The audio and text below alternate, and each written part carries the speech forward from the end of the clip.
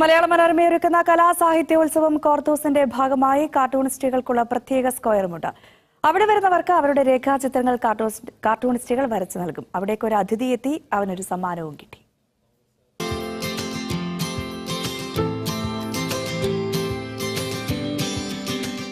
Photo എടുക്കുന്ന പോലെ ആളുകളെ വരയ്ക്കുന്നത് കണ്ട് ഓടി വന്നതാണ് വികാസ്.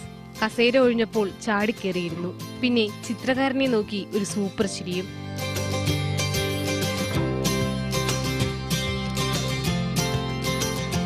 മലപ്പുറം സ്വദേശി ബഷീർ ഇത്ര സന്തോഷത്തോടെ മറ്റാരുടെയെങ്കിലും ചിരി പകർത്തിയിട്ടുണ്ടോ എന്ന് സംശയമാണ്.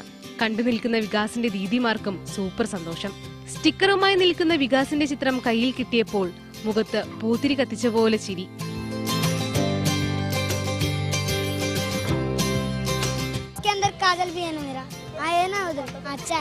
കയ്യിലെ സ്റ്റിക്കർ എല്ലാം ഇനി വേഗം വിറ്റു തീർക്കണം. എന്നിട്ട് വേണം അച്ഛനെയും അമ്മയെയും ചിത്രം കാണിക്കാൻ.